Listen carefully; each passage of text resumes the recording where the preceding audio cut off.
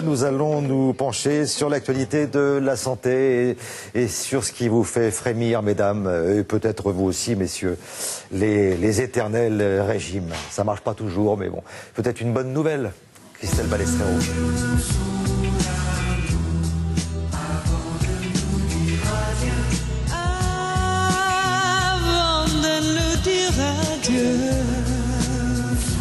Désolé, Christelle, c'est notre réalisateur. Notre réalisateur qui délire le matin. C'est Jean-Philippe qui m'a dit j'ai pas pu m'empêcher. Ben voilà. Non, mais ça, faudra voir ça avec lui. Je vais passer après. J'arrive. Je fais ma chronique. Bon, alors, reparlons des régimes, les fameux régimes. Oui. On s'aperçoit que régulièrement, évidemment, oui, on se retrouve dans le phénomène dit de yo-yo. Bah oui. Les chiffres sont sans appel. 80% d'échecs lorsque l'on suit un régime, et quel que soit le régime, 80% d'échecs dès la première année, que ce soit un régime hyperprotéiné, que ce soit un régime sans sucre ou un régime méditerranéen. Bref, la solution n'existe pas. On reprend du poids dès la première année dans 80% des cas. Alors, jusqu'ici, on avait avancé plusieurs pistes pour expliquer ce phénomène. C'est vrai que lorsque l'on se met au régime, eh bien, on est restriction alimentaire, et cette restriction alimentaire est difficile à tenir dans le temps. Donc, on arrive à tenir pendant 1 an, 2 ans, et puis après, on remange comme avant, donc on regrossit.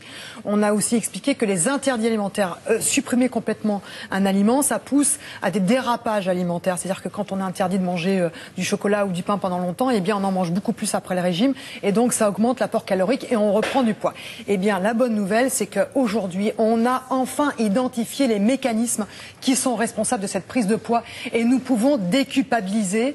C'est très simple. Lorsque nous perdons du poids, plus de 10% de notre poids de corps, c'est-à-dire si vous faites 90 kilos et vous perdez plus de 9 kilos, eh bien sachez que l'organisme va se défendre et va mettre en place un système des bouleversements hormonaux qui vont vous pousser à grossir. Voilà, vous allez avoir davantage faim et vous allez consommer moins d'énergie. C'est un petit malin, l'organisme. Eh ben oui, il est obligé de se défendre. Alors, oui, dans des restrictions, dans des époques où, effectivement, des époques où on mangeait pas beaucoup, on avait des problèmes, des pénuries alimentaires, c'était plutôt intéressant, c'est ce qu'il fallait. Mais aujourd'hui, on est dans l'abondance et ça ne fonctionne plus du tout. Alors, quels sont exactement ces mécanismes? Peut-on déjouer ces mécanismes pour justement perdre plus de 10% de son poids de corps?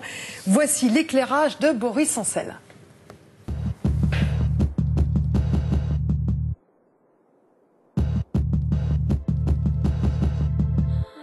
Une nouvelle étude parue récemment dans la fameuse New England Journal of Medicine nous donne des informations pour mieux comprendre pourquoi on reprend du poids après un régime amaigrissant.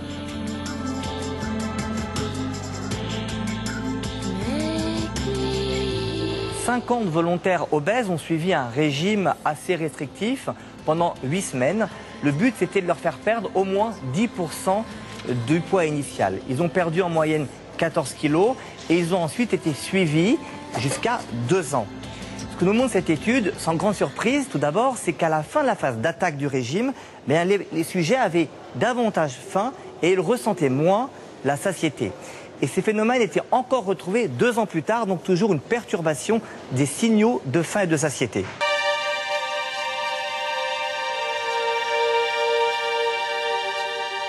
Ce qui est nouveau dans cette étude, c'est de pouvoir expliquer les perturbations des sensations alimentaires par des modifications des taux d'hormones dans le sang. On a une augmentation des hormones qui stimulent la faim, comme la gréline, et une diminution des hormones qui stimulent la satiété, comme la leptine.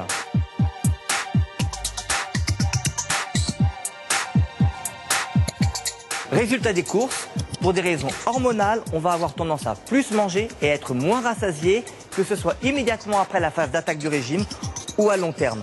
Donc ça explique pourquoi on ne peut pas perdre facilement plus de 10% du poids initial avec un régime restrictif et qu'il faut abandonner ce type de régime. Alors comment faire en pratique quand on doit perdre du poids, que ce soit pour des raisons esthétiques ou de santé? La première chose, c'est d'être raisonnable et ne pas viser plus de 10% de perte de poids par rapport au poids initial. Si on doit vraiment perdre beaucoup plus, il faut discuter d'autres techniques, des techniques chirurgicales. Si on reste sur des techniques naturelles, l'idéal, et je pense que c'est indispensable, c'est de se faire aider par des spécialistes en diététique, éventuellement en activité physique, et éventuellement avec un psychologue. Seule une prise en charge multidisciplinaire permettra de perdre du poids durablement et il ne faut pas simplement s'imaginer qu'avec de la volonté et de la motivation, on perdra beaucoup et longtemps.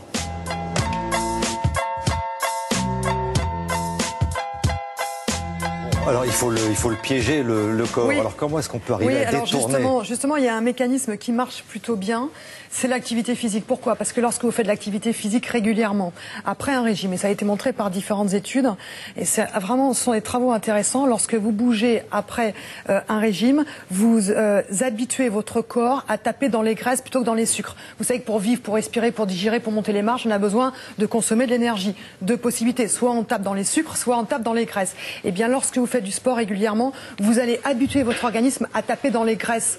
Avec un avantage énorme, lorsque vous consommez des graisses plutôt que des sucres, vous avez moins faim. Donc vous court-circuitez ce bouleversement hormonal qui fait qu'on augmente la ghreline et qu'on a plus faim.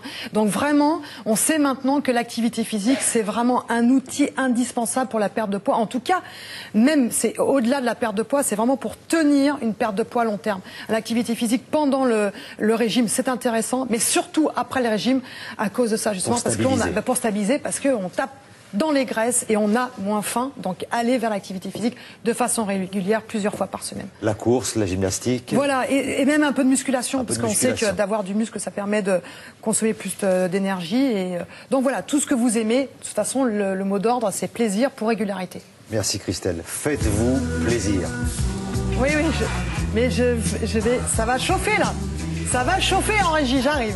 Et vous constatez que je n'y suis strictement pour rien. Voilà. Christelle, vous allez revenir peut-être? Eh bien non.